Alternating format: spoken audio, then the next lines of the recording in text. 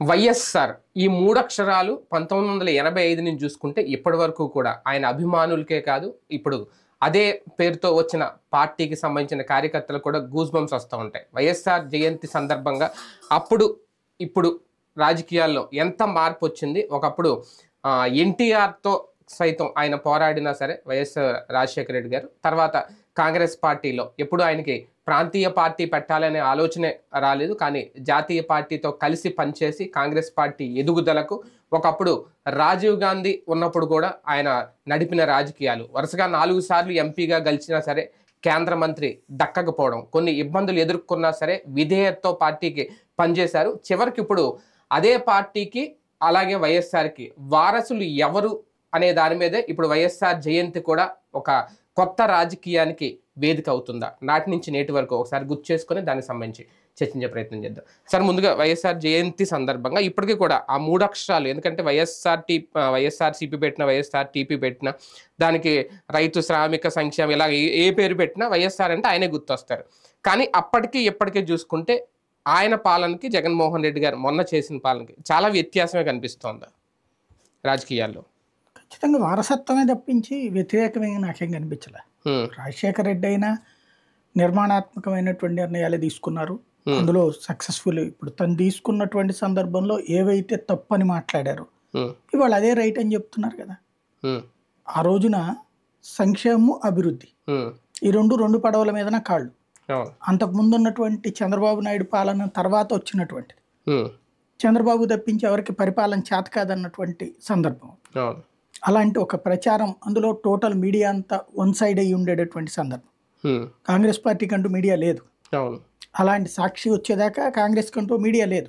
అంతకుముందు ఒకప్పుడు తెలుగుదేశం పుట్టక ముందు అన్ని పత్రికలు కాంగ్రెస్ పత్రికలే, ఆంధ్రభూమి ఇవన్నీ. ఆ తర్వాత వార్తాపత్రిక వచ్చినా కూడా దాన్ని ఎంపీగా ఇచ్చారు, అది చేశారు. కానీ ఈనాడు వీటితో పోల్చుకుంటే, ఈ బల్క్తో పోల్చుకుంటే ఇదేం ఉండేది కాదు. ఛానల్ పరంగా కూడా ఏం లేదు. అప్పటికి పేపర్లు పోయి ఛానల్ వస్తున్నటువంటి సందర్భం. ఆ టైంకి వచ్చినటువంటి రాజశేఖర్ రెడ్డి వాస్తవంగా చెప్పాలంటే సుదీర్ఘ విష ప్రచార బాధితుడు. ఆయన కూడా అంతే కదా. ఆయన ఫ్యాక్షనిస్టు, అక్కడ నాశనం చేసేస్తాడు. కర్నూలులో ఫ్యాక్షన్ రాజకీయాలు నడిచినాయా, అనంతపురంలో నడిచినాయా, పల్నాడులో నడిచినాయా, ప్రతి చోట ఓ నాయకుడు ఉన్నాడు కదా. అంటే జగన్ ఎదుర్కొన్నంత విష ప్రచారం నేను అనేది ఫ్యాక్షన్ కి సంబంధించి విష ప్రచారంలో మొట్టమొదటి బాధితుడు ఆంధ్రప్రదేశ్లో రాజశేఖర్ రెడ్డి. నేను చెప్పిన ఈ పాయింట్లు, ఇప్పుడు కర్నూలు ఫ్యాక్షన్లు ఉన్నాయి కదా, అనంతపురం ఫ్యాక్షన్లు ఉన్నాయి కదా, తర్వాత ప్రకాశం ఫ్యాక్షన్లు ఉన్నాయి కదా, ఇన్ని చోట్ల ఫ్యాక్షన్లు ఎక్కడైనా సరే, గుంటూరు జిల్లాలో కానీ అప్పుడు పల్నాడులో కానీ ఎన్ని ఉన్నాయి కదా, రౌడీయిజం చూసాం. వాళ్ళు ఎవ్వరికి లేనటువంటి అతిపెద్ద నెగిటివ్ ప్రచారం ఎవరికి జరిగింది? రాజశేఖర రెడ్డి. రౌడీయిజంలో కోస్తా జిల్లాలో ఎంతో మంది మీద పేరుంటే రంగాని మాత్రం ఎందుకు నెగిటివ్గా ప్రచారం చేశారు? రంగా మాత్రం రౌడీ ఎందుకు అయ్యాడు? ఇవాళ అదే రంగా దేవుడు అవలా? పత్రికలు ఆ రోజున రాసిందేంటి రంగాని? రంగా తర్వాత జరిగిన హింసాకాండని ఏమని ప్రొజెక్ట్ చేసినాయి? అతను ఒక విలన్ గా చూపించే ప్రయత్నం చేశారు. కానీ అప్పటికి వీళ్ళిద్దరితో పోల్చుకుంటే ఈయన పొలిటికల్ లీడర్, రాజకీయ నాయకుడు. ఆయన అప్పటికి ఇంకా రాజకీయ నాయకుడు కాదు రంగా. లేదు, రంగా రాజకీయంలో చనిపోయింది. అవును, రాజకీయం ఉండగానే చనిపోయింది. అంటే ఈ ప్రచారం జరిగినప్పుడు ఈయనతో పోల్చుకుంటే ఆయన తర్వాత వచ్చారు కదా. నేను అనేది విష ప్రచార బాధితులు అంటున్నారు. ఇద్దరు ప్రజల మనుషులు, ప్రజల కోసం ఉన్నటువంటి వాడు. ప్రజల కోసం ఉండేటటువంటి సందర్భంలో ఒకళ్ళు చేస్తే ప్రజల కోసం, ఇంకొకళ్ళు చేస్తే రాక్షసత్వం. ఇప్పుడు మేబీ పంచాయతీలు చేయలేదని నేను చెప్పా. అవును, ప్రతి నాయకుడు పంచాయతీలు చేస్తారు. ఒక నాయకుడు చేస్తే పంచాయతీ లోక కళ్యాణం కోసం, ఇంకొక నాయకుడు చేస్తే అది ఫ్యాక్షనిజం అనేటువంటి ఒక సంస్కృతి ఆనాడు నుండి నడుస్తూ వచ్చింది మనకి. ఒక రకంగా పంచాయతీలు కూడా వారసత్వంగా వస్తుంది. అది వచ్చింది. అది ఒక ఎత్తు. సరే, అతనికి ఆ కారణంగా మీరు అన్నారు చూడండి ఇందాక, సుదీర్ఘకాల పాటు ఎంపీగా గెలిచి అతను కాలేదని. ఎందుకంటే అదే ముద్ర వలన, అంతేనా? ఆ ముద్ర వల్లనే. ఎందుకంటే పత్రికలు ఇక్కడ ఎప్పుడు నెగిటివ్, కరెక్ట్ గా అతనికి వ్యతిరేకంగా సొంత పార్టీలోనూ శత్రువులే, బయట ఉన్నటువంటి శత్రువులతో చేతులు గడిపేవాళ్ళు. రాజీవ్ గాంధీతో కూడా మంచి సాన్నిహిత్యం ఉండేది వైఎస్ఆర్కి. అయినా సరే కేంద్రంలో ఆయనకు అవకాశం రాలేదు అంటారు.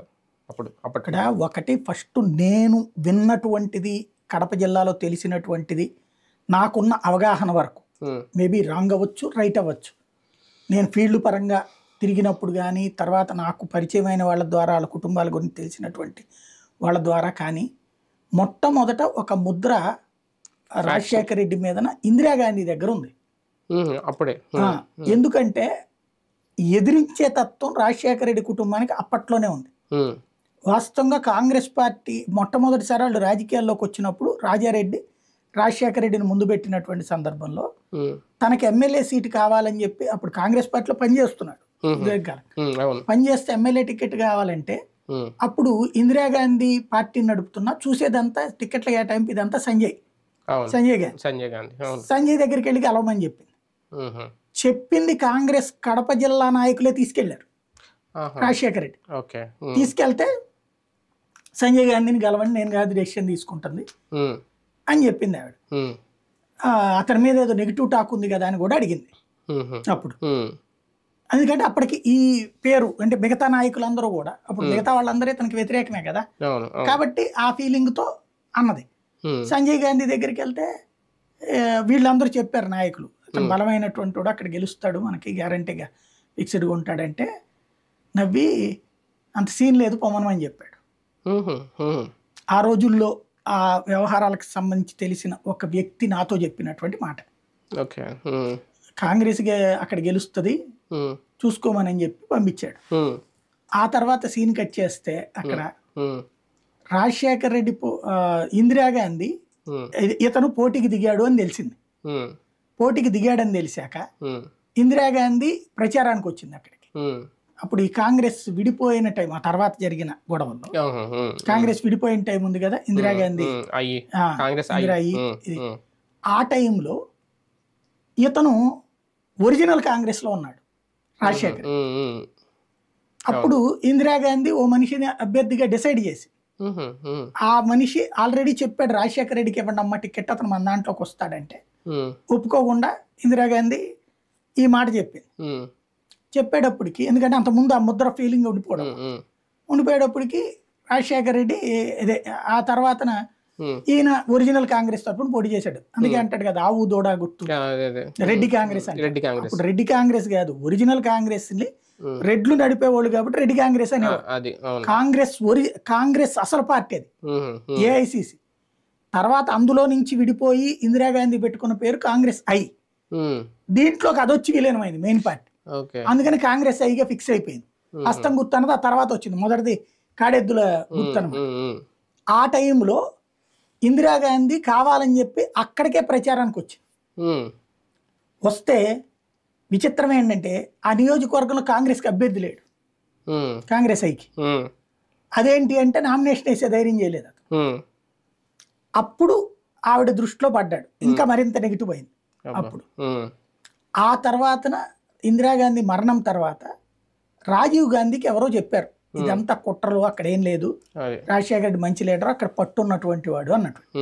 దాంతో రాజీవ్ గాంధీ రాజశేఖర రెడ్డిని పిలిపించి మాట్లాడి ఇక్కడ ఈ ఇద్దరు ముగ్గురు నాయకుల చేతుల్లో మర్రి చెన్నారెడ్డి, నేదురుమల్లి జనార్దన్ రెడ్డి, కోట్ల విజయభాస్కర్ రెడ్డి వీళ్ళ చేతుల్లో నడుస్తుంది, వీళ్ళ ఫీడ్బ్యాకే అమ్మకుంది అన్నటువంటిది గమనించి తన సొంత నెట్వర్క్ తయారు చేసుకున్నాక రాజశేఖర రెడ్డిని దగ్గరికి తీశాడు. ఆ విధంగా కానీ అతను వెంటనే ఓడిపోయాడు నెక్స్ట్ ఎలక్షన్స్. అందువలన ఇతనికి ఛాన్స్ రాలే. 2004 వరకు ఇంకా అసలు సీఎం క్యాండిడేట్ అంటే అప్పుడు లేదు. రాజీవ్ గాంధీ చనిపోవడం, ఆ తర్వాత పివి నరసింహారావుకి రాజశేఖర రెడ్డి పడ్డం. పివి నరసింహారావు కదా అప్పుడు. పివి నరసింహారావు అంత ముందు విపి సింగ్ అంటే వేరే party united front, national front, వాటిట్లో వర్కౌట్ కాదు కదా. తర్వాత పివి నరసింహారావు వచ్చిన తర్వాత చూసుకుంటే పివి నరసింహారావుకి రాజశేఖర రెడ్డి నచ్చడు, ఆ తరహా తత్వం నచ్చదు. తర్వాత వాజ్పేయి అనుకుంటా. తర్వాత అంటే కాంగ్రెస్ పరంగా చూస్తే పివి నరసింహారావు ప్రధానమంత్రి లేదు. ఇక అక్కడ తర్వాత చూస్తే అన్ని యునైటెడ్ ఫ్రంట్లు, నేషనల్ ఫ్రంట్లు, ఎన్డీఏలు వీటిలో ఎక్కడ ఛాయిస్ రాదు. ఈయన ఆ టైంకి వచ్చేటప్పటికి ఈ మన అప్పటికి తెలుగుదేశం పార్టీ 94లో ఘన విజయం సాధించి ఇది 2/3 మెజార్టీ సాధించి దాన్ని ఇంతవరకు తెలుగుదేశం చంద్రబాబు బీట్ చేయలేదని కూడా మొన్న బీట్ చేశారు చంద్రబాబు. ఇప్పుడు కూటమిగా బీట్ చేశారు 2/3. ఈవెన్ దీని పరంగా చూసుకున్న ఆ లెక్కన చేసినట్టే, ఆ విధంగా సక్సెస్ అయినట్టు. ఆ రోజున 2/3 సాధించినటువంటి సందర్భంలో అప్పుడు ఎవరు పీజేఆర్ ఎమ్మెల్యే అవును జూబ్లీహిల్స్ ఫ్లోర్ లీడర్ పార్టీ. ఆ తర్వాత రాజశేఖర రెడ్డి 1999కి వచ్చాడు, రాజశేఖర రెడ్డి ముందుకు వచ్చాడు పీజేఆర్ని పక్కన పెట్టి. ఈయన అప్పటికే పీసీసీ చీఫ్ అనుకుంటా, 85లోనే పీసీసీ చీఫ్ అనుకుంటా. అంతకుముందు పీసీసీ చీఫ్ చేసి దిగిపోవడం, ఆ తర్వాత అప్పుడు వచ్చేటప్పటికి ఫ్లోర్ లీడర్ పీజేఆర్. ఇది ఎన్టీ రామారావు అప్పుడు, ఆ తర్వాత ఎన్టీ రామారావు నుంచి చంద్రబాబు తీసుకున్నప్పుడు కూడా P Janardhan Reddy floor leader. తర్వాత 99లో రెండోసారి గెలిచినటువంటి సందర్భంలో అప్పుడు అధిష్టానం ఈయనకి సిఎల్పి లీడర్ ఇచ్చింది. అప్పటికి పిసిసి చేయడం, పిసిసి తరఫున తను గెలుస్తాడు అనుకుంటే అవలేదు, అప్పుడు సిఎల్పి ఇచ్చింది. ఆ సిఎల్పి లీడర్ గా తను వేసిన తర్వాత ముఖ్యమంత్రిగా ఇచ్చింది, టిఎస్ ని పిసిసి చీఫ్ గా చేసి ఈయన ముఖ్యమంత్రి అభ్యర్థిగా పెట్టింది. కాంగ్రెస్ పార్టీలో కూడా ఇబ్బందులు పడ్డారా రాజశేఖర్ గారు? పిసిసి చీఫ్ గా ఇచ్చినా సరే ఎప్పుడు సీఎం క్యాండిడేట్ గా అయితే అనౌన్స్ చేయడానికి సాహసం చేయలేదు అంటారు అప్పట్లో. కాంగ్రెస్ పార్టీ ఎప్పుడు చేయదు కదా, ఈవెన్ మొన్న కూడా చేసిందా? ముందు రేవంత్ రెడ్డి నేను చేయలేదు కదా. కాంగ్రెస్ కాన్సెప్ట్ ముందు నుంచి సీఎం అభ్యర్థులను అనౌన్స్ చేయదు, అంటే జాతీయ పార్టీ. ఈవెన్ బీజేపీ అని అంతే కదా, బీజేపీ మధ్యన మార్చుకుంటున్నారు అంతే ఇద్దరు కూడా కొన్ని చోట్ల. అట్లాగా రాజశేఖర రెడ్డి విషయంలో 2009లో చేసింది, ఈయన ముఖ్యమంత్రి అభ్యర్థి. 2004లో ముందు అభ్యర్థిగా అనౌన్స్ చేయలేదు, అనౌన్స్ చేయకుండా కాంగ్రెస్ గెలిచాక అతనికి చెప్పింది. అంటే ఆయనకి పాదయాత్రకు పర్మిషన్ ఇచ్చినప్పుడే సీఎం క్యాండిడేట్ అనేటువంటిది వాళ్ళ మనసులో ఉంది, కానీ అధికారికంగా ప్రకటించాల. మళ్ళీ పార్టీలో అంతర్గత కలహాలు వస్తాయి, ఒకళ్ళనొక్కళ్ళు దెబ్బ తీసుకుంటారని అనౌన్స్ చేయలే. గెలిచిన తర్వాత మాత్రం వెంటనే ఆయన సీఎం చేసేసింది, అక్కడెక్కడ బేస్టాలకు పోలేదు.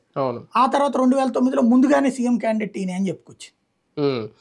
అంటే ఓవరాల్ గా రాజశేఖర రెడ్డి గారి గురించి, ఆయన కాంగ్రెస్ పార్టీకి ఎంత విధేయతతో పనిచేశారు, అంతే ఇబ్బందులు ఎదుర్కొన్నారు. ఒక టైంలో కాంగ్రెస్ పార్టీ ఇబ్బందులు పెట్టినా ఆయన నెగ్గుకు రాగలిగారు, చివరికి సీఎం అయ్యారు. అంటే ఎక్కడా కూడా తగ్గలేదు, సొంతంగా ఒక పార్టీ పెట్టాలనే ఆలోచన కూడా రాలేదు. కానీ జగన్మోహన్ రెడ్డి గారు చూసేసరికి ఒక్క దెబ్బకి ఆయన విసిగిపోయారు, సొంతంగా పార్టీ పెట్టారు. అక్కడ నేను కంపేర్ చేస్తున్నాను, ఎలా చూడచ్చు? చాలా పెద్ద తేడా. అంటే ఆ రోజుల్లో ప్రాంతీయ పార్టీలకు లైఫ్ ఏముంది, జాతీయ పార్టీ ఆయన పెట్టాలనుకుంటే పెట్టచ్చు, చేల్చొచ్చు, కాంగ్రెస్ నుంచి తీసుకురావచ్చు కదా. ఉండదు ఆ రోజుల్లో, అసలు ప్రాంతీయ పార్టీలకు లైఫ్ ఎక్కడ ఉంది? 80లో తెలుగుదేశం వచ్చేదాకా ప్రాంతీయ పార్టీలకు లైఫ్. 85లో ఈయన పిసిసి చీఫ్ గా ఉన్నప్పుడు ఎన్టీఆర్ మీదే పోరాడారు, రోడ్డు మీద కూర్చి రుజుమా చేశారు. అక్కడ ఎన్టీఆర్ తగ్గలేదు, ఈయన తగ్గలేదు, అప్పుడు ఈయన పిసిసి చీఫ్ గా ఉన్నాడని అంత స్థాయి తీసుకెళ్లారు కదా.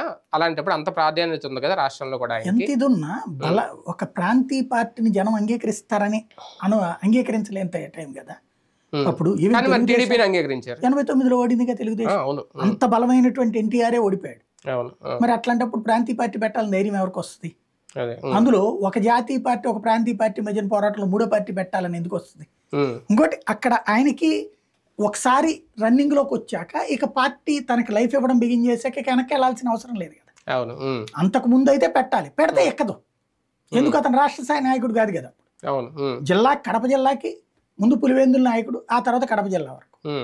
అంతకు మించిన నాయకుడు కాదు. అంతకు ముందు రాష్ట్రం అంతా అభిమానులు ఉండేవాళ్ళు, ఎందుకంటే ఇతను యాటిట్యూడ్ వల్ల. అంతే తప్పించి గెలిచి రాష్ట్రం అంతటా తీసుకొచ్చేటంత ఇది కాదు. ఒక రకంగా చెప్పాలంటే కాంగ్రెస్ లో ఒక పక్ష నాయకుడు. కాంగ్రెస్ లో అప్పుడు ఎవరి నాయకత్వాలు వాళ్ళే. కోట్ల విజయభాస్కర్ రెడ్డి నాయకత్వం, మర్రి చెన్నారెడ్డి నాయకత్వం, ఇటు పక్కన అట్లాగా నలుగురు చేతుల్లో ఉండేది. 4 స్తంభాల ఆట అనేవాళ్ళు అనమాట. మర్రి చెన్నారెడ్డి, కోట్ల విజయభాస్కర్ రెడ్డి, ఎదురుమల్లి జనార్దన్ రెడ్డి, ఈయన రాజశేఖర రెడ్డి. రాజశేఖర రెడ్డికి తక్కువ ప్రయారిటీ ఇచ్చేది అధినాయకత్వం. కానీ ఒక రకంగా కాంగ్రెస్ పార్టీకి లైఫే వైఎస్ఆర్, ఆ వైఎస్ఆర్ మరణం తర్వాత ఆ పార్టీకి లైఫే లేకుండా పోయింది. అట్లా అనకూడదు. కాంగ్రెస్ పార్టీ అనేటటువంటి దాంట్లో లైఫ్ పొందింది రాజశేఖర రెడ్డి. కాంగ్రెస్ సుదీర్ఘకాలం పరిపాలించింది, కానీ తర్వాత ఒక సరైన నాయకుడు లేకుండా పోయారు, కనబడకుండా పోయారు. అదే కదా తర్వాత, అంటే పెద్ద నాయకులందరూ పక్కకి వెళ్ళిపోయాక సెకండ్ తరం సెట్ కాల. సెకండ్ తరం సెట్ కాకపోవడం, సెకండ్ తరం రాజశేఖర రెడ్డి అయ్యాడు. రాజశేఖర రెడ్డి చేసింది తెలివైన ఎత్తు ఏంటంటే ఇంకోటిని ఎదగనీలా. ఈయన వచ్చిన తర్వాత ఇంకొకటి చాలా మంది ఉండేవారు, 4-5 నాయకులు ఉండేవాళ్ళు. ఈవెన్ డిఎస్, కేకేలు, వి హనుమంతరావులు వీళ్ళందరూ కూడా స్ట్రాంగ్ వాళ్ళే ఉండేవారు. జైపాల్ రెడ్డి ఇట్లాంటి వాళ్ళందరూ స్ట్రాంగ్ గానే ఉండేవారు. ఎవరికి వాళ్ళు రాష్ట్ర వ్యాప్తంగా ప్రచారంలో ఉన్నటువంటి వాళ్ళు అయితే వీళ్ళ 4. రాజశేఖర రెడ్డి రాకముందు అట్లాగా ఉండేది. కాంగ్రెస్ పార్టీ 47 నుంచి లెక్కేసుకుంటే, అంటే 56 మనకి స్టేట్ ఏర్పడింది అనుకోండి ఆంధ్ర, అప్పటి నుంచి చూసుకుంటే 83 దాకా దానికి తిరిగే ఉంది. ప్రతిపక్షం అంటే అందులో ఒక గ్రూప్కి ఇంకో గ్రూప్, నేదురుమల్లి గ్రూప్కి చెన్నారెడ్డి గ్రూపు, చెన్నారెడ్డి గ్రూప్, కోట్ల విజయభాస్కర్ రెడ్డి గ్రూప్, ఒకళ్ళకొకళ్ళు చెక్కులు పెట్టుకునేటటువంటి ఇదే తప్పించి డైరెక్ట్ ప్రతిపక్షం ఏముందని. 83లో తొలిసారి దెబ్బతిని మళ్ళీ 85లో దారుణంగా దెబ్బతిన్నాక అప్పుడు కాంగ్రెస్ పార్టీలో మైనస్ బిగినైంది. ఆ మైనస్ 89లో మళ్ళీ గెలిచేటప్పటికి కాంగ్రెస్ పార్టీకి మళ్ళీ అది మైనస్ అయింది. 89 నుంచి 94 దాకా అది నడిచేటప్పటికి కాంగ్రెస్ పార్టీ మళ్ళీ 3 ముఖ్యమంత్రులు చేయడం. అప్పుడు కూడా రాజశేఖర రెడ్డిని పక్కన పెట్టారు. నేదురుమల్లికి ఇచ్చారు, చెన్నారెడ్డికి ఇచ్చారు, కోట్లకి ఇచ్చారు, కానీ రాజశేఖర రెడ్డి పట్టించుకోలేదు కదా. ఆ తర్వాతన 94 తర్వాతన ఇక మారిపోయింది సీన్ మొత్తం రాజకీయం. రాజశేఖర రెడ్డికి అప్పుడు సిఎల్పీలు ఇవ్వడమా, ఇదే పిసిసి ఇవ్వడమా, సిఎల్పి ఇవ్వడమా, ఆ తర్వాతన ఇట్లా కథ మారింది. రాజశేఖర రెడ్డి చేతిలోకి వచ్చాక మొత్తం కథ మార్చేశాడు. అప్పటి నుండి సెకండ్ క్యాడర్ లీడర్షిప్ డెవలప్ చేయడం బిగిన్ చేశాడు. అంటే అంతకు ముందు అనుచరులుగా ఉండే స్టేజ్ నుంచి బలమైన నాయకులుగా ఒక కిరణ్ కుమార్ రెడ్డి, నాదెళ్ల మనోహరు, తర్వాత సబితా ఇంద్రారెడ్డి, గీతారెడ్డి, ఇట్లాగ ఒక బలమైన టీముని తను తయారు చేశాడు. ఆ టీం తయారు చేయడం అన్నటువంటిది రాజశేఖర రెడ్డితో సాధ్యమైంది. తెలుగుదేశం ముందు అసలు కాంగ్రెస్ పరిస్థితి ఏంటి అన్నటువంటి దశ నుండి తెలుగుదేశానికి చెక్ పెట్టగలిగినటువంటి స్టేజ్ కాంగ్రెస్ ని తీసుకెళ్లగలిగాడు అతను. అంటే కాంగ్రెస్ వల్ల వీళ్ళకి బ్రాండ్ ఇమేజ్లు వచ్చినాయి, కానీ ఇప్పుడు మీరు చెప్పిన సబితా రెడ్డి వీళ్ళ వల్ల అయితే కాంగ్రెస్కి ఏం రాలేదు, ఏం లేదు అప్పటి వరకు. ప్రజెంట్ సిచ్యువేషన్కి వచ్చేస్తే వైఎస్ఆర్ పార్టీ లేదంటే వైఎస్ఆర్ అనే పేరుని ఒక పక్క షర్మిల, ఒక పక్క జగన్మోహన్ రెడ్డి ఇద్దరు ఒక రాజకీయ వేదికగా ఆయన జయంతిని మార్చేశారని అనుకోవచ్చా? అది దాన్ని ఏదో అంటారు కదా, ఇంటి గుట్టు రట్టు చేసుకోవడం అన్నటువంటిది అది ఆల్రెడీ జరుగుతోంది. ఇప్పుడు ఒక రకంగా చెప్పాలంటే కుటుంబ రాజకీయ వారసత్వ ఆధిపత్య పోరాటం నడుస్తుంది. అది కాంగ్రెస్ అనే ఒక జెండాని వెనక పెట్టుకుని నడుపుతున్నారు. షర్మిల కాంగ్రెస్ జెండాను పెట్టుకుంది, వైఎస్ఆర్ కాంగ్రెస్ పార్టీ సొంత జెండా. బేసిక్ గా ఒకటేమైందంటే కాంగ్రెస్ తో ఆ రోజున తనను ముఖ్యమంత్రి చేయలేదన్న కోపంతో బయటకు వచ్చినటువంటి జగన్మోహన్ పార్టీ పెట్టుకున్నారు. అక్కడ కాంగ్రెస్ ముఖ్యమంత్రిని చేయలేదన్న కోపం ఒక ఎత్తు, తనని శాసించుతా ఉంది, అది నచ్చలేదు. జగన్ శాసించడం ఆయనకి అంగీకరించలేకపోయారు. అతను ఎంతసేపటికి కూడా మేము చెప్పినట్టు పడుండు, మేము చెప్పినట్టు, అంటే ఇతని దృష్టిలో అట్లా అనిపిస్తుంది. వాళ్ళు ఏమంటారు, నీ ఫ్యూచర్ కోసం మేము చూస్తాం, నీ లాంగ్ స్టాండింగ్ ప్లానింగ్ మేము చేస్తామంటారు. జగన్మోహన్ రెడ్డి ఆలోచన ఏంటి, కాంగ్రెస్ పార్టీ జాతీయ స్థాయిలోనే లాంగ్ స్టాండింగ్ ప్లాన్ లేకపోయింది, మనకి ఇట్లాంటి ఈ తాత్కాలిక జుజుబీలతో వర్కౌట్ కాదు, ఏదో సహాయ మంత్రి ఇస్తారు లేకపోతే ఇట్లాంటి వాటితో వర్కౌట్ కాదు అనేది అతని యాటిట్యూడ్. అంటే ఎప్పుడుకో ఎదగడం ఆయనకి ఇష్టం లేదు, ఇమీడియట్ గా ఇదే టైము అంతే, మళ్ళీ టైం ఇస్తే. ఎందుకంటే అప్పటికి చూసేశాడు నేదురుమల్లి జనార్దన్ రెడ్డి గారు అబ్బాయిలు, కోట్ల విజయభాస్కర్ రెడ్డి గారు అబ్బాయి, మరి చెన్నారెడ్డి గారు అబ్బాయిలు ఎదగలేదు కదా, ఎక్కడ ఉంది వాళ్ళు ఇప్పటికి కూడా ఆ పేరు చెప్పుకున్న పోయి మరి చెన్నారెడ్డి కొడుకులు ఏమయ్యారు, లేకపోతే కోట్ల విజయభాస్కర్ రెడ్డి కొడుకు ఇప్పుడు తెలుగుదేశం పార్టీ, నేదురుమల్లి జనార్దన్ రెడ్డి వైఎస్ఆర్ కాంగ్రెస్ పార్టీ. అంటే అలాంటి స్టేజ్ లో వాళ్ళ ఆ ముఖ్యమంత్రుల కొడుకులు అనే ఫీలింగ్ కాకుండా తనకంటూ ఒక బ్రాండ్ రావాలనుకున్నాడు, ట్రై చేశాడు, సక్సెస్ అయ్యాడు, అయిపోయింది. కానీ ఇప్పుడు షర్మిల గారిది ప్రయత్నం ఒక రకంగా కాంగ్రెస్ పార్టీ కోసమా, లేదంటే జగన్ మీద వ్యతిరేకతను వాడుకోవడానిక, విజయం గారి సపోర్ట్ కూడా అటు వెళ్ళడం ఒక రకంగా? బేసిక్ గా నా కష్టానికి తగిన ప్రతిఫలం కావాలి, నా కూలి డబ్బులు నాకు ఇవ్వలేదంటది అమ్మాయి. పాయింట్ ఏంటంటే తను అక్కడ పాదయాత్ర చేసింది ఆ రోజున అన్న జైలుకి వెళ్ళినటువంటి సందర్భంలో, అంతకుముందంతా కుటుంబంతోనే ఉంది. అయితే అన్న జైలుకి వెళ్ళినప్పుడు నేను కష్టపడినప్పుడు అధికారంలోకి వచ్చాడు, వచ్చిన తర్వాత నా వాటా నాకు ఇవ్వాలి కదా అంటది. ఎక్కడ అమ్మాయికి ఇగో ఇప్పుడు ఈయన కాంగ్రెస్ పార్టీ తనని పక్కన పెట్టి కనీసం ముఖ్యమంత్రుల ఎంపికలో ఇది కూడా తను చెప్పిన మాట కూడా వినే ఉద్దేశం లేకుండా, మేము ఇతను ముఖ్యమంత్రిగా ఫైనల్ చేస్తున్నాం, కిరణ్ కుమార్ రెడ్డి పేరు నువ్వే చెప్పు, లేకపోతే రోషయ్య పేరు నువ్వే చెప్పు అని ఎట్లయితే ప్రెషర్ పెట్టారో, అలాంటి రాజకీయం ఇక్కడ దాంతో విరక్తి చెంది పార్టీ పెట్టుకున్నాడు జగన్మోహన్ రెడ్డి. అలాగే విరక్తి చెంది కాంగ్రెస్లో చేరింది ఈ అమ్మాయి. ఎట్లాగా అడుగు పెట్టిన తర్వాత గెలవగానే తన వాటా ఎక్స్పెక్ట్ చేసింది. సో పనులకి వస్తారు మనుషులు చేయమని చెప్పేసి షర్మిల, అనిలు, విజయమ్మ ఇట్లాంటి కొన్ని పనులు చెప్తే అధికారులు మరి సీఎం గారి కొడుకు కాబట్టి సీఎం గారి తల్లి, సీఎం గారి చెల్లి అని చేయబోతుంటే ఇట్లా చేయమన్నారండి చెప్పాలి కదా ఒకసారి. అంటే వెంటనే ఆల్ డిపార్ట్మెంట్స్కి ఒక మెసేజ్ ఇచ్చేయండి, ఉమ్, షర్మిల కానీ విజయమ్మ కానీ ఇట్లాగే కానీ ఎవరైనా పేరు చెప్తే చెయ్యొద్దు అని ఒక మెసేజ్ వెళ్ళింది. రెండోసారి వాళ్ళు అడిగినప్పుడు ఎందుకు చేయలేదు అని కొంచెం దబాయిస్తే ఏం చేయమంటారమ్మా సార్ ఇట్లా అడిగారు. ఉమ్, వెంటనే వీళ్ళు తనని అడిగినప్పుడు సెకండ్ పాలిటిక్స్ నడవకూడదు, రెండు మూడు ప్లాట్ఫారాలు ఉండకూడదు అధికారానికి, ఉమ్, అది నాకు నచ్చదు అని చెప్పాడు. ఉమ్, అక్కడ వీళ్ళకి కోపం వచ్చింది. ఆ కోపం వచ్చిన తర్వాత ఇంకొక కాన్సెప్ట్ ఏమైందంటే అవినాష్ రెడ్డికి అంటే చిన్న కుటుంబం పెద్ద కుటుంబం అంటారు. అదే, అవును. పెద్ద కుటుంబపు రాజకీయంలో పెద్ద కుటుంబాన్ని రాజకీయంగా వాడుకున్నాడు కానీ రాజశేఖర రెడ్డి వాళ్ళకి పదవులు ఇచ్చినటువంటిది లేదు. ఉమ్, చిన్న కుటుంబమే పదవులు అనుభవించింది. అవును. అది పెద్ద కుటుంబంలో అసంతృప్తి ఉంది, దశాబ్దాలుగా మేమేమో మీకు సహాయం చేస్తున్నా లేదా మీకు వాస్తవంగా వీళ్ళు తిరిగే తక్కువ వాళ్ళే చేసేదంట గ్రౌండ్ లెవెల్ పోల్ మేనేజ్మెంట్, మీరు ఎట్లా చేయడం ఏంటి అన్నటువంటి ఫీలింగ్ వాళ్ళల్లో ఉంది అని ఆ అసంతృప్తిని చల్లార్చేందుకు అవినాష్ రెడ్డికి టికెట్ ఇస్తే అవినాష్ రెడ్డి కాదు మన కుటుంబంలోనే ఉండాలి, పార్లమెంట్ నాకు ఇచ్చే, అసెంబ్లీ నువ్వు తీసుకో, లైక్ తమిళనాడులో డిఎంకే కనిమొళికి కేంద్రం అప్పచెప్పేసి స్టేట్ పాలిటిక్స్ స్టాలిన్ చూసుకుంటాడు. ఆ తరహా రాజకీయం ఎక్స్పెక్ట్ చేసింది షర్మిల. కవిత అదే ఎక్స్పెక్ట్ చేసింది, ఢిల్లీ తనకి గల్లీ అన్నయ్యకి అని. కానీ అక్కడ తేడా జరిగింది, అందరికీ అనుకున్నది అనుకున్నట్టు అవ్వదు కదా. అది అక్కడేమో ఇచ్చాడు స్టాలిన్, ఇక్కడేమో గెలవలేకపోయింది నిజామాబాద్లో. గెలిచి ఉంటే ఆవిడ రెండోసారి జాతీయ రాజకీయాలే ఈ పాటికి అక్కడ వీళ్ళతో కలిసి కథ నడిపేది. తనకి అక్కడ వర్కౌట్ కాదు. షర్మిలకి ఇక్కడ ఆదిలోనే హంసపాద ఇవ్వలేదు, అది ఆమెలో ఒక అసంతృప్తి. ఆ అసంతృప్తి తల్లితో వ్యక్తం చేయడం, తల్లి చేసిన రాయబారాలు ఫలించకపోవడం, దానికి తోడు ఆస్తి పంపకాల వివాదాలు రావడం వీళ్ళ మధ్యన. దాంతో తనకి షెల్టర్ కావాలా ఒకటి, ఆ షెల్టర్ ఏంటి అని చూసుకున్నప్పుడు తెలుగుదేశం కాదు, ఒక వేరేంటి లక్ష్మీపార్వతి వైసీపీలో ఉంటే ఏమైంది, వన్ ఆఫ్ ద పార్ట్. అట్లాంటి స్థాయి నచ్చే క్యారెక్టర్ కాదు. జగన్ కి ఎట్లాంటి యాటిట్యూడ్ ఉందో ఈఎంఐకి అట్లాంటి యాటిట్యూడే ఉంటది ఇద్దరికి కూడా. అందుకని వాళ్ళకి గురించి తెలిసిన వాళ్ళు అంటారు అనమాట, వీళ్ళిద్దరు ఎదురుకుండా మనం ఏం మాట్లాడలేము అన్నటువంటి అట్లాంటి ప్రయత్నం అయింది. దాని ఇంపాక్ట్ తను వైఎస్ఆర్ టీపీ పెట్టుకుంది ముందు, అక్కడ తగిన సహాయం చేయలేదు అన్నయ్య. అప్పుడు ఫస్ట్ అనుకున్నది ఏంటంటే అన్నయ్యని ఇబ్బంది పెట్టకుండా తెలంగాణ, అక్కడ అన్నయ్య సహాయం చేయట్లేదు. అన్నయ్య భయం ఏంటి, కేసీఆర్కి వ్యతిరేకంగా తన చెల్లి, రేపు కేసీఆర్ తనకి ఎర్తు పెడతాడు అన్నట్టు తన భయం. అది అయ్యింది. ఆ తర్వాత అందుకని తర్వాతన వీళ్ళందరి సలహాల మేరకు, అది రాధాకృష్ణ గారి సలహానా ఎవరిదైనా కావచ్చు, షర్మిల కాంగ్రెస్ పార్టీలోకి వచ్చింది.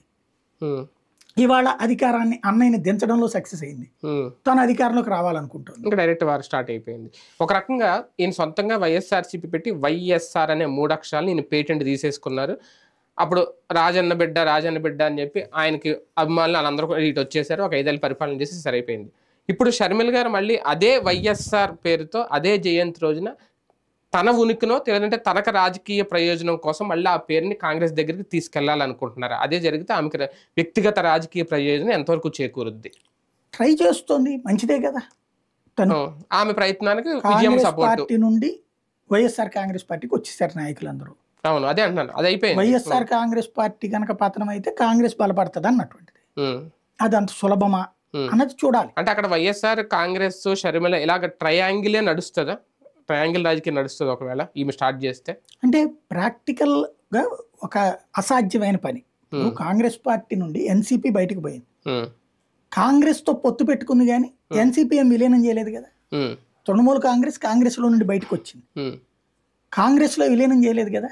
ఇప్పుడు కాంగ్రెసే దాంతో పొత్తు కోసం తప్పిస్తోంది. ఇప్పుడు కాంగ్రెస్ టైంలో ఒక ఆల్టర్నేటివ్ వైసీపీ కనిపించింది, ఇప్పుడు వైసీపీ ఘోర పరాజయం అయింది కాబట్టి మళ్ళీ ఇంకొక యాంగిల్ లో మళ్ళీ కాంగ్రెస్ ఈ ట్రయాంగిల్ అవుతుందా? నేను అనేది ఎక్కడ లెక్కలోకి వచ్చింది కాంగ్రెస్ పార్టీ. షర్మిల అనే పేరు లేకపోతే కాంగ్రెస్ నథింగ్. 2% ఓట్లతో ఉన్న పార్టీ 40% ఓట్లతో ఉన్నటువంటి పార్టీని ఏం చేస్తుంది ప్రాక్టికల్ గా?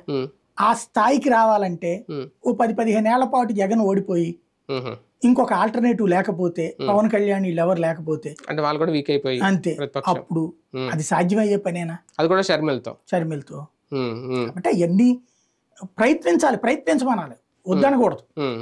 ఇప్పుడు నాకున్న సందేహం వల్ల ఏంటంటే వీళ్ళు చెప్పుకుంటారు, రాధాకృష్ణ గారి ఇల్లు రేపు గవర్నమెంట్ పడిపోయిన తర్వాత జగన్ ఏదో ఒక విధంగా లోపలేసేస్తారు, అప్పుడు వాళ్ళకి దిక్కు మొక్కు ఉండదు, వాళ్ళందరూ నీ దగ్గరికి వస్తారన్నటువంటిది. మేబీ ఆ ఉద్దేశంతో సీరియస్గా ఎఫర్ట్ పెడుతుండొచ్చు. జగన్ ఈ 5 ఏళ్ళు జైలుకి వెళ్ళకపోతే షర్మిల ఆస్పెక్ట్ సక్సెస్ అవుతుంది. ఒక రకంగా కాంగ్రెస్ ప్రయత్నం కూడా ఎంతవరకు చూడొచ్చు. ఒక రేవంత్ రెడ్డి పక్క రాష్ట్రంలో అధికారులు ఉన్నాం, వాళ్ళు కూడా ఇప్పుడే కొంచెం పైకి లేస్తున్నారు, పుంజుకుంటున్నారు, మొన్న కూడా కొన్ని సీట్లు ఎక్కువ వచ్చినాయి. ఆంధ్రప్రదేశ్లో షర్మిలను అడ్డు పెట్టుకొని కాంగ్రెస్ పార్టీ ఎదుగుదల ఆలోచన అన్న ఉందా? అంత సీనియర్ లేదు కాంగ్రెస్ పార్టీకి. ఇక్కడ శాంతం సముద్రంలో కొట్టుకుపోతుండే ఓ చెక్క ముక్క దొరికింది. ఆ చెక్క ముక్క పేరు షర్మిల. అంతేనా? ఆ చెక్క ముక్క పట్టుకుని ఆ చెక్క ముక్క నేను నడిపిస్తానంటోంది. కాబట్టి ప్రస్తుతం చూస్తున్నారు. పోయేదేం లేదు, కొండకి నిచ్చినేశారు, కొండకి ఎంట్రీకి వేశారు. వస్తే కొండ, పోతే ఎంట్రీకి. వాళ్ళకి పోయేదే ఉంది. ఇప్పుడు ఖర్చు పెట్టుకునేది అమ్మాయే, నడిపించుకునేది అమ్మాయే. గెలిచింది అనుకోండి కాంగ్రెస్ కి బెనిఫిట్, పోయింది అనుకోండి అమ్మాయికి లాసు. వాళ్ళకి పోయేదే ఉంది. ఇప్పుడు వరుసగా 3వ సారి ఓడిపోయింది కాంగ్రెస్ పార్టీ. ఇప్పుడు తెలంగాణలో వచ్చేటప్పటికి 2 సార్లు ఓడాక 3వ సారి వచ్చింది. ఇక్కడ డిపాజిట్ కూడా 3వ సారి కూడా లేదు. ఏముంది పోయేది? కానీ లైమ్ లైట్ లోకి తీసుకొస్తుంది కదా, తెస్తున్నప్పుడు పోయేదే ఉందని. ఇందులో కాంగ్రెస్ పాత్ర ఏం లేదు. కాంగ్రెస్ పార్టీ వాళ్ళకి ఈ అమ్మాయి ఒక మంచి లీడర్ దొరికింది. ఇంతకుముందు శైలజానాథ్ గారు కష్టపడ్డాడు, రఘువీరారెడ్డి గారు కష్టపడ్డాడు, తర్వాత నాడు. కాకపోతే వాళ్ళకి ఈ స్థాయి చరిష్మా లేదు. వైఎస్ఆర్ బిడ్డగా రాజన్న బిడ్డనని చెప్పి వెళ్తుంది. ఈవిడ సాధించగలిగింది అనుకోండి రేపొద్దున చంద్రబాబు ఒత్తిడితో బీజేపీ ఈయన జైల్లో పెట్టించింది అనుకోండి, అప్పుడు దాన్ని బేస్ చేసుకుని, లేదా కోర్టు కేసులు వాళ్ళని జైలుకి వెళ్ళాడు అనుకోండి, దానికి బేస్ చేసుకుని ఎదగచ్చేమో అన్నటువంటి ఒక ఆశ. ఫైనల్ గా ఒక విషయం అంటే, ఇది వైఎస్ఆర్ గారు మరణం తర్వాత కంటిన్యూగా లేదు కాబట్టి ఒక 2 పర్యాయాలుగా జరుగుతున్నాయి. లాస్ట్ టైం హైదరాబాద్ లో విజయమ్మ గారు పెట్టారు, ఇలాగ వైఎస్ జయంతి రోజు ఉండవల్లి అరుణ్ కుమార్ గారు వీళ్ళందరినీ, అప్పుడు వాళ్ళందరినీ పిలిచారు. కంప్లీట్ గా కాంగ్రెస్ నాయకులనే పిలిచారు, మాట్లాడారు. ఇప్పుడు కూడా కంప్లీట్ గా కాంగ్రెస్ ఇప్పుడు రేవంత్ రెడ్డిని పిలవడం, వీళ్ళందరినీ అంటే రాజకీయాల్లో విలువల గురించి, నైతికత గురించి మాట్లాడక్కర్లేదు. షర్మిల్ గారు చేసే ఈ ప్రయత్నంలో నైతికత ఎంతవరకు చూడొచ్చు? తప్పేం లేదు. వాళ్ళ నాన్న కార్యక్రమం ఇంకోటి, కాంగ్రెస్ పార్టీ నాయకుడుగా చనిపోయాడు ఆయన. అవును, కాబట్టి అందులో తప్పేం లేదు. అదే సమయంలో క్రిందసారి పెట్టింది కాంగ్రెస్ గా కాదు, వైఎస్ఆర్ టీపీగా. అదే వైఎస్ఆర్ టీపీగా పెట్టిన వచ్చిన వాళ్ళంతా కాంగ్రెస్ వాళ్ళే కదా. విజయమ్మ గారు పిలిచింది కూడా అప్పుడు కాంగ్రెస్ ని చిరుద్దామని ప్రయత్నించారు, కాంగ్రెస్ వాళ్ళని తన వైపు ఆకర్షించుకోవడానికి. అప్పుడు టీపీ అవసరం, అదే వర్కౌట్ కాలేదు. అక్కడ తెలంగాణలో ఫెయిల్ అయ్యింది. తెలంగాణలో రాజన్న వారసత్వం అన్నటువంటి ప్రయత్నం ఫెయిల్ అయింది. ఆంధ్రాలో ఆ వారసత్వం సాధించాలనుకుంటుంది. ఒకళ్ళకి ఇస్తారా, ఇద్దరికి ఇస్తారా అంటే ఒకళ్ళకే ఇస్తున్నారు జనం. ఈ దఫా ఇస్తారన్న ఆశ చూడాలి. రైట్, చూద్దాం. మొత్తానికి వైఎస్ఆర్ జయంతి ఇప్పుడు షర్మిల గారి వల్ల కాంగ్రెస్ పార్టీకి ఒక రాజకీయ వేదికగా ఆయన జయంతి మారిపోయిందా? తర్వాత పరిణామాలు ఎలా ఉంటాయి రాజకీయంగా, ఆమెకి ఎంతవరకు ప్రయోజనం తెచ్చి పెడుతుంది నిజంగా చూద్దాం.